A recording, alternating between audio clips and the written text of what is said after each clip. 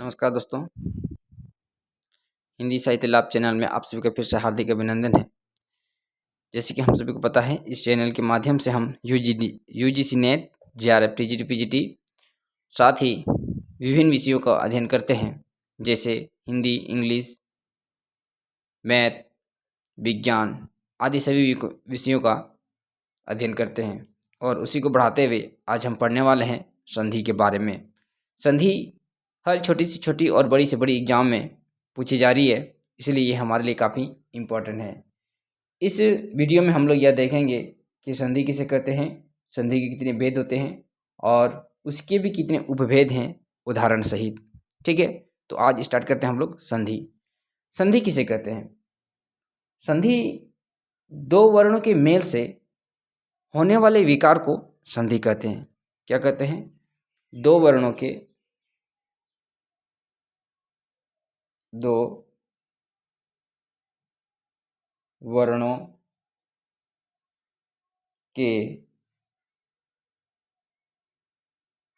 Mail से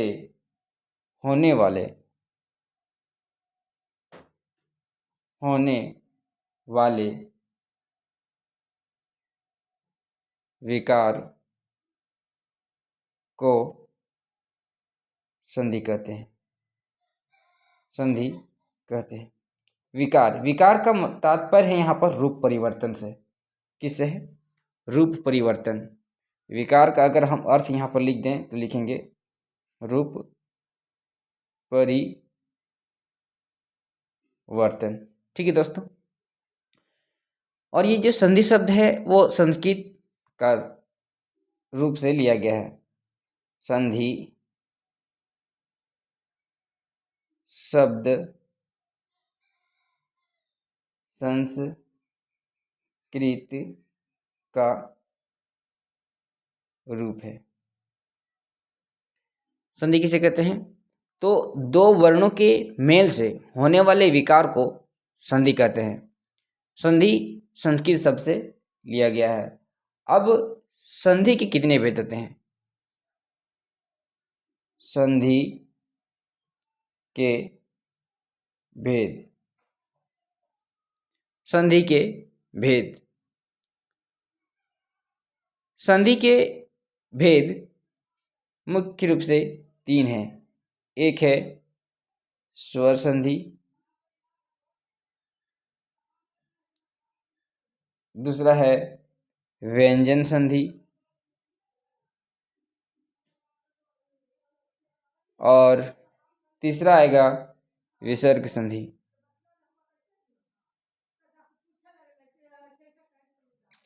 अब हम इन तीनों भेद का परिभाषा, साथ ही उसके उपभेद और उपभेद के साथ उसके परिभाषा और उदाहरण के साथ देखने वाले हैं। तो संधि कितने होते हैं? तीन। स्वर संधि, व्यंजन संधि, विसर्ग संधि। ठीक है दोस्तों। अब हम स्वर संधि देखेंगे। क्या देखेंगे? स्वर संधि।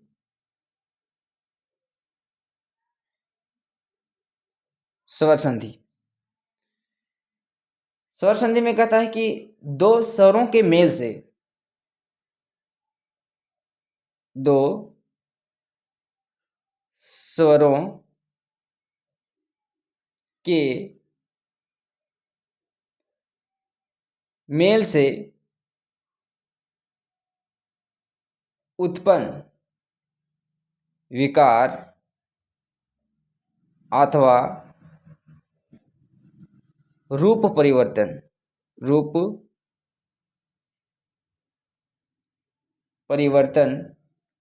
को स्वर संधि कहते हैं। क्या कहते हैं? स्वर संधि कहते हैं। कहने का मतलब है कि दो स्वर मिलके, जैसे अ और अ, ये दो स्वर है, मिलकर एक नया शब्द बनता है जिसमें रूप परिवर्तन हो जाता है, तो उसे हम स्वर संधि कहते हैं। क्या कहते हैं? स्वर संधि। अब स्वर संधि के कितने भेद होते हैं? स्वर संधि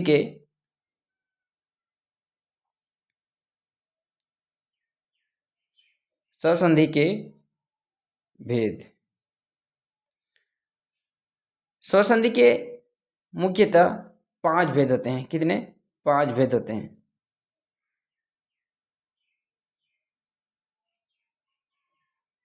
5 भेद होते हैं। कितने होते हैं? 5 भेद होते हैं। पहला दीर्घ, दूसरा गुण, तीसरा वृद्धि, चौथा यण और लास्ट आता है आयादी संधि। क्या है? आयादी संधि। इसके कितने भेद हैं? स्वर संधि के 5 भेद होते हैं दोस्तों। दीर्घ संधि, गुण संधि, वृद्धि संधि, यण संधि और आयादी संधि। अब हम लोग दीर्घ संधि की परिभाषा और कैसी बनती है इस चीज को हम लोग देखने वाले हैं। कहता है 2 सवर्ण मिलकर दीर्घ हो जाते हैं। यहाँ लिखते हैं दीर्घ संधि, दीर्घ संधि। कहते हैं 2 सवर्ण स्वर मिलकर, मतलब 2 स्वर मिलकर दीर्घ हो जाते हैं। दीर्घ मतलब होता है बड़ा। दीर्घ हो जाते हैं। क्या हो जाते हैं? दीर्घ हो जाते हैं। दीर्घ मतलब क्या होता है? बड़ा होता है। यदि अ आ हर्षई दीर्घई हर्षव दीर्घव। देख रहे दोस्तों यहाँ के सभी स्वर हैं। ठीक है। या री के बाद, या री के बाद वही शब्द